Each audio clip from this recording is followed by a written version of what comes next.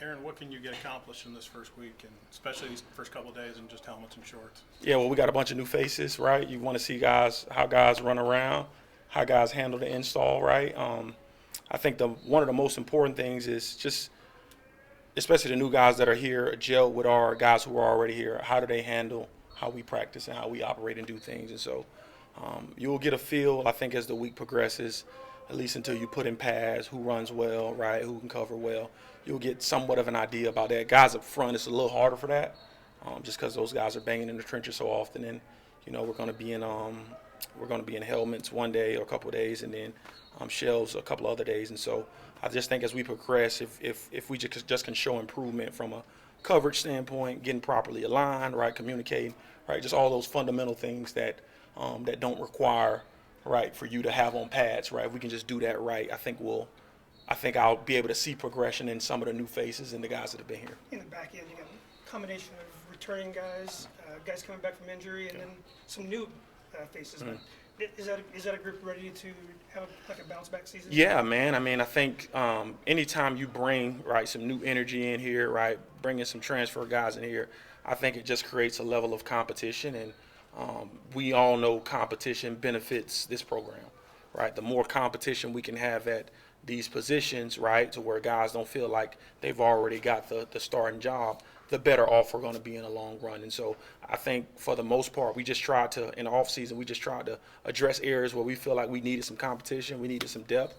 And I thought we did a really good job of that, and I'm looking forward to seeing a lot of these guys compete, especially in the secondary, right? I'm obviously bringing in some new faces back there on the back end. Where's Terrence Brooks fit in that mix? Oh, I mean, he's gonna be up there with the Xavier Scotts, with the Caleb Pattersons, with the Chase Canadas. All those guys are gonna have rotate and be given ample opportunity, right? And so it's just a matter of like, how do they handle what we're giving them, right? And so I think today is gonna be a how do they handle the new calls, the new adjustments to the calls, right? Because they're coming from a completely different system, right? And this is our first time doing ball with some of those cats. And so from an athletic standpoint, right, I felt like the guys that we did bring in, I feel like they fit what we do athletically. And so it's just a matter of, right, how do they line up, how do they play, how do they understand how we play defense and leverage standpoints and where their help is, and just going out there and playing football at the end of the day.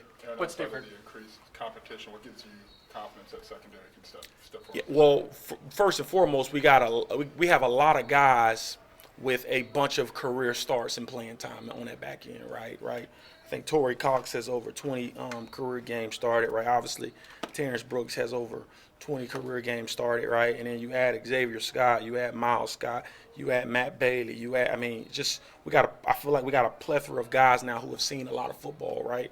I know Caleb Patterson had a chance to get his feet wet in there last year, right? Chase, obviously, coming in here now, right? Juice Clark, I mean, it's just so many different, Tyler Strain, just so many different positions and guys on the back end who have had, like, winning game reps under their belt.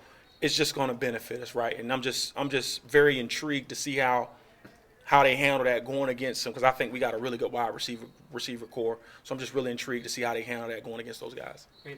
Any difference for you in how you want to attack fall camp in year 2 as a coordinator? I think the most important thing is, right, like between obviously the whole portal windows and the time allotment we have and being able to get some new guys on the staff, right? Like this season can be like really long, right? Like college football used to end around early January. I think the national championship game is going to be played on January 20th, right? And so one of the biggest things I'm trying to do is develop depth at all our positions, right? Because here's the reality. We're playing a very, very physical conference, right? Like a guy may be a starter for 2, 3, 4 weeks, and by the time we get to week 8, it's somebody else.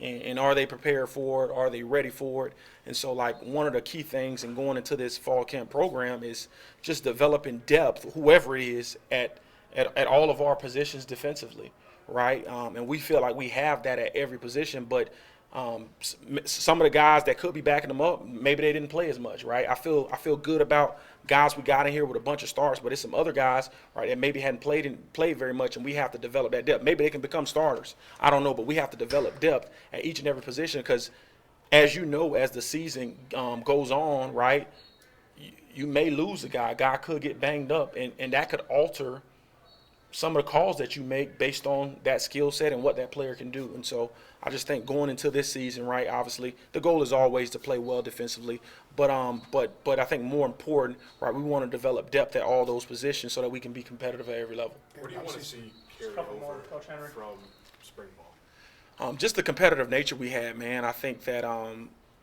obviously we didn't have some of these faces that we have in our program now, but I thought guys competed. I thought that they got better every single practice.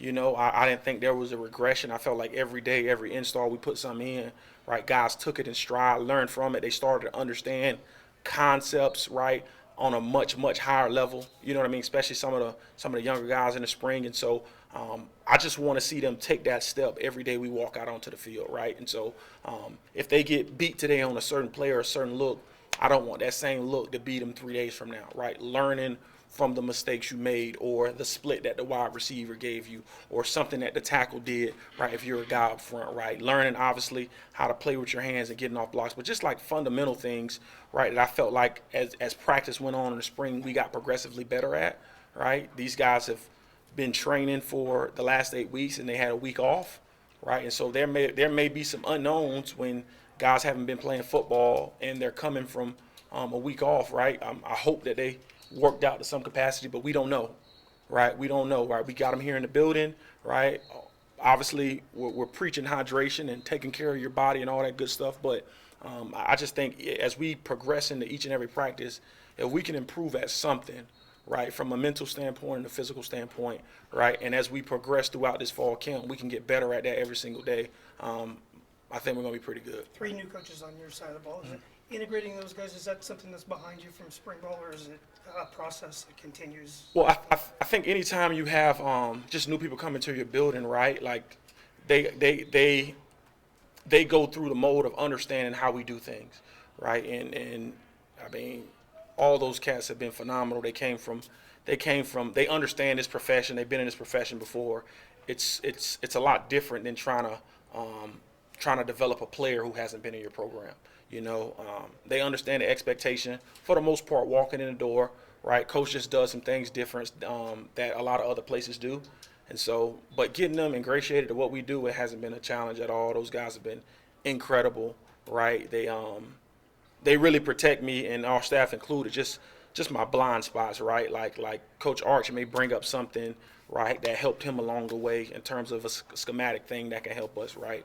Coach J-Mo may bring up something that'll be beneficial, right, to start off our meeting with. I mean, those guys add something different, right? Coach Parker said something in our staff meeting that was incredible, right, in regards to speaking for yourself, And so all those guys, they got a different flavor in which I love. They're all different, but yeah, it's so awesome to see us come together and kind of gel this thing, right? We hadn't been in the fire together as a whole, right? But as we Archie and obviously Clint was here throughout spring, right? But as we kind of progress, right, the goal is continuing to build these relationships. And I will say it is expedited with coaches than it is players, because we're probably spending a little more time together as coaches than the players are.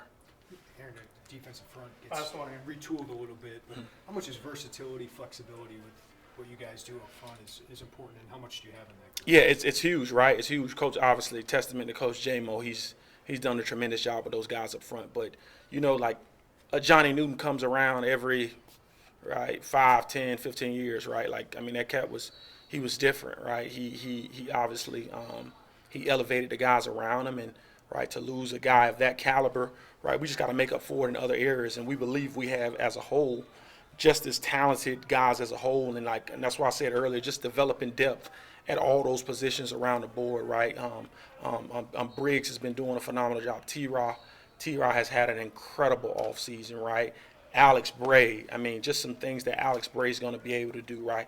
Between Seth and Gabe, what they're doing on the outside. I mean, just it's just so many different pieces of guys we know they can play good football. They've had unbelievable off seasons, right? And we're just still trying to, like what's going to be the 2024 Illinois defense, right? And so I think the start of that is going to be this evening, right? To see how we fly around, to see how we have success, right? To see how we make plays, right? To see how we take the ball away, right? And so, and just know as coaches, right, we're always trying to get an advantage in some capacity, right, to push our guys over the hump, right? If it's taking the ball away, right, whether it's making a cut up or having a celebration, right, during the course of a meeting or during practice, right, when a guy takes the ball away, right, but just really highlighting those moments when guys do have success and being able to teach from the moments when they don't.